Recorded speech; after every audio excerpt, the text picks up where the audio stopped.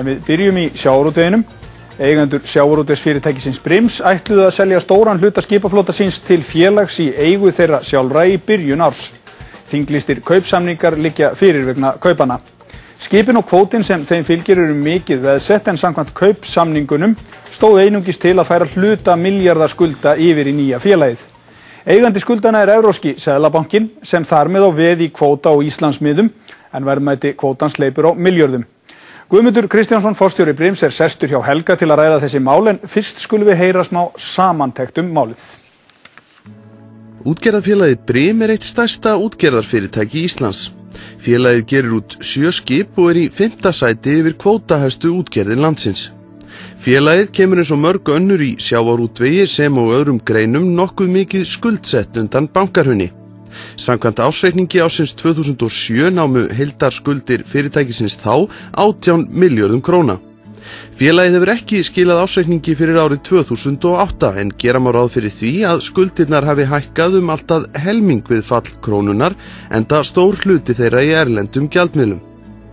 Félagið á einnig óuppgerða afleiðusamninga sem viðskiptabanki þess, Íslandsbanki, hefur gert upp en uppæð þeirra er sögð 1,2 milljarðar í ársreikningi 2007. Ágreiningur er milli fyrirtækja og bankana afleiðusamningana en sú deila verður væntanlega ekki leyst utan dómsala. Kastljós hefur undir höndum veðbókavottorð 3 skipa Brims af 7. Togarana Kleifabergs frá Ólafsfirði, Mass frá Reykjavík og Guðmundar í Nesi sem einnig er gerður út frá Reykjavík. Samkvæmt þeim er ljóst að skip félagsins eru eins og hjá mörgum öðrum útgerðum mikið veðsett. Upphæðirnar liggja ekki alveg ljósar fyrir en þó er ljóst að er að ræða ekki minna en 5 milljarða og líklegast meira. Handhafi veðana er Seðlabanki Evrópu í gegnum félagið Haf Funding sem Glitnir stofnaði skuldabréf nokkura sjávarútvegsfyrirtækja en misti síðan til Seðlabanka Evrópu við hrun bankans. Það þýðir með öðrum orðum að erlendar lánastofnanir eiga veð í skipunum og í leiðinni í aflaheimildum þeirra en á togurunum eru aflaheimildir sem óhætt er að telja að séu yfir 10 milljarða virði. Það sem einnig er athyglisvert við þessi veðbókavottorð er að með þeim fylgja þinglýstir kaupsamningar fyrir togarana 3.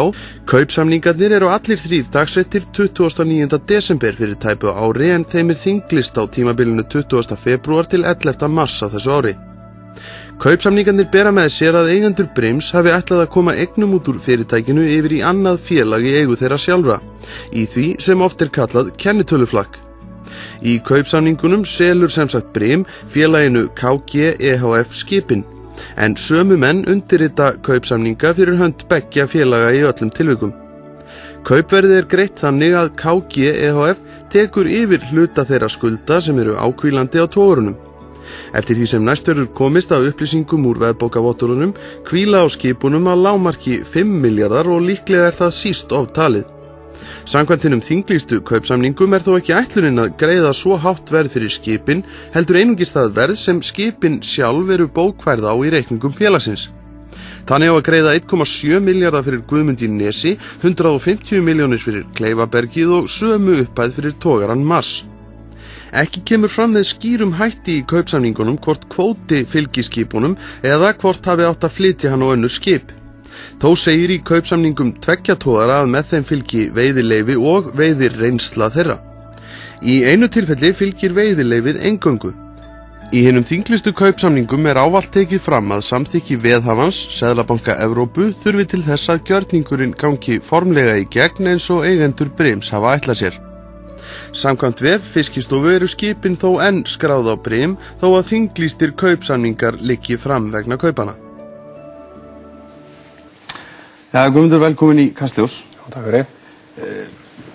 Byrjaðu bara að útskýra fyrir mig, hvað ætluðu þið að gera með þessum gjörningum? Því að núna er Brim ennþá eigandi skipana eftir því sem við komumst næst á vef Fiskistofu og þú hefur svo sem sagt mér.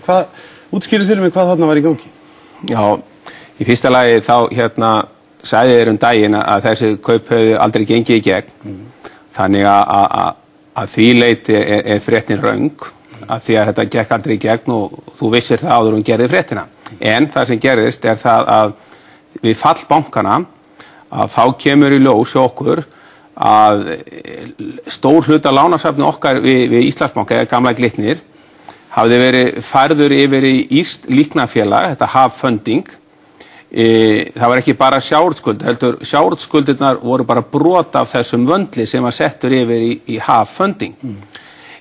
Hav Funding gaf svo út skuldabréf sem þeir seldu inn í Evrópska seðlabankann og þar af leiðandi átti þá Evrópski seðlabankinn veð í öllum þessu skuldavafningi, ekki bara sjávarútvegs, heldur bara öllum vafningum. Þetta voru allavega 2 vafningar og mér skilst að sjávarútvegsfyrirtæki þessi 3 sem voru í þessu hafi verið með 10%. En þegar bankarnir falla að þá skapast mikill óvissa að því að við héldum að Glitnir hefði umráðarétt yfir skuldunum. Yfirleitt það þannig að þegar þú skuldar einhverjum pening þá viltu vita hverjum þú skuldar og banki vil náttúrulega líka vita hver skuldarinn. Á þessum tíma verður þarna mikil óvissa og við fáum þarna fréttir í desember það að það standi jafnvel til að selja þessi lán. Og þá hefði það getað gerst að ameríski vogunarsjóður til dæmis hefði bara keypt þessi skuldavafninga af Evrópska seðlabankanum og við hefum verið algjöru óvissu með okkar skuldir. Hvort að þeir hefur bara komið og sagt, nú borgið þið bara upp eða hvort að þeir hefur getað gert eitthvað annað. Og líka það á þessum tíma hérna í nóvember, desember að þá var mikið panik ástand og alveg fram á vor með það að hvað myndi gerast bara hér á Íslandi. Og við tókum þess ákvörðun að setja Hav Funding skipin í sér félag.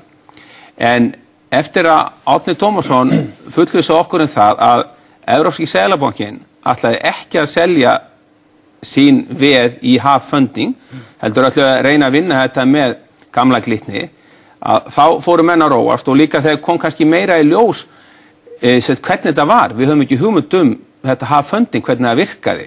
Eina sem við stóðum bara hér í trú að við skuldum bara Glitni.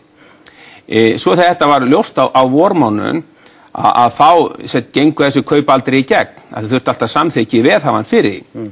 Og það var nú bara okkar mistök að vera ekki búin að þinglausa þau tilbaka. En það var ekki verið að taka neitt frá eða neitt svoleiðis, en það stendur það alveg skýrt í samningunum. Sko. En byrju, hvers vegna ætluðu þið að vera að færa þessi skip sérstaklega yfir ef að veðin hvort þið í þeim? Skiptir það okkur máli hvort þau inn í Brim eða inn í öðru félagi eða þið voru svona hrættir þetta? Já, það var svona ákveðið paníkástand á þessum tíma og við töldum að betra að vera þá kannski með 2 eða 3 minni félög, þannig að það verði þá kannski ef þarna í gjaldfeldi nærri 10 milljarðar, þá var engin peningur til að greiða og þá hefðu þeir geta bara tekið þessi eignir en félagið heldur náttúrulega áfram. Af því eins og þú lýsir réttilega fréttinni, við teljum að veðin standa alveg undir skuldinni. Þannig að þá gengur hann bara á veðin. En af hverju þetta fært yfir með bara hluta ákvílandi skulda eins og stendur í kaupsamningunum? Af hverju ekki borgað þá raunvirði í þessum millifærslum á milli félagana? Jú, þarna sko að því að það hefði náttúrulega orðið raunvirði eða hefði reynt á þetta að því að þú borgar bara þinglýsingakostnað af skipunum. Kvótin alltaf seldur sér ef hann seldur sér. Þannig að það stóð alltaf til að selja hann með eða eitthvað? Já, þú getur ekkert annað. Hann alveg fastur skipi. Þegar skip veðsett, þá kvótinn fastur á skipinu. Lánveitandinn, hann hefur alveg umráðarétt yfir skipinu og kvótunum. En hvernig stendur á því að þið, að því þetta lítur bara einfallega þannig út að þegar við ætlaði að taka hana eignir úr félaginu, setja þær yfir í annað félag vegna þess að þið hafi verið komnir í ákveðin vandræði. Eitthvað sem segir það að jafnvel þó einhver bandarísku vogunarsjóður hefði getað keypt þessa skuld, að hann hefði getað gjaldfellt hana bara á stundinni? Já, af því það náttúrulega eru covenantar, hvað kallar maður svona fyrirvarar í okkar lánasamningum, ef eigið fé til dæmis fellur, þá má gjaldfella. Og eins og tilfelli hérna á Íslandi þá hækka lánum helming en eignin á sama staði efnahagsreikningi þannig eigið fé getur farið í mínus á tímabili og fyrir útlendinga það mjög skrítið en fyrir okkur sem erum sjávarútveg við erum alvanir þessu sko þegar gengið var alltaf sveiflast upp og niður stundum var mínus eigið fé en það var lán í skilum og reksturinn gengur vel og reksturinn gengur vel hjá okkur. En þið gerðu þetta með annarskip. Ég sá í dag að Sólborgin, sem lítill bátur sem þið færiðu hann líka yfir í annað félag. Hversna gerðu þið það? Að því að hérna... Þið þarf líka sjálfur það félag. Já. Sólborgin náttúrulega bara mjög lítill bátur og okkur fannst bara öruggara að vera ekki með allt undir. Þannig að þið voruð að koma eignum undan sem sagt? Nei, það er ekki hægt, Helgi, út af því að ef þú selur eignir á undirverði, að þá er því bara rift. Að því að bankin verður alltaf að samþykja allar sölur. Að því að eins og flest fyrirtæki eru nú vel skuldsett og þá getur þú ekkert selt neina eignir nema bankin samþykki. En tölduðu ykkur einfallega ekki bara geta boðið bankanum það að þið myndu færa þetta yfir, menn það hefur nú verið gert annaðins hefur nú verið gert hérna eftir þetta bankahrun, að menn hafa geta flutt eignir yfir í ný félög með einungis hluta skulda. Var það ekki einfallega bara eitthvað sem þið ætluðu að reyna við bankan ykkar? Nei. Út af því að fyrirtæki gengur ágætlega eins og ég sagði við þig og eins og ég sagði þig líka, þessi sala fór aldrei í gegn. Þetta var nú þinglýst. Þessu var ekki þinglýst sama dag, þegar þú lýsir þess að það hafi gerst í ykkur augnabliks stressi, þetta er nú nokkur mánaða tímabil. Jú, og líka eins og ég sagði við þig, sko, að kannski var þetta ekki eftir á þegar við sáum hvernig þetta var og Glitnir fullvís okkur það að þetta myndi ekkert falla á okkur. Heldur, sko, Seðlabankinn myndi bara haldi þessar eignir allavega í 5 ár og þá náttúrulega urðu við rólegri. En þú getur ekkert skotið undan eignum, það er ekkert hægt. Þú getur gert það með því að þú fái eitthvað hluta skuldana niðurfelldan. Það hefur nú verið gert hér. Gerðu þeir það ekki fyrir vestan? Útgerðarmennið þar til dæmis í Bolungarvík? Fengu þeir ekki að færa eignir yfir í annað félag með því að fá nýtt hlutafé og allavega? Nei, þú mátt ekki færa eignir yfir nema á réttu verði.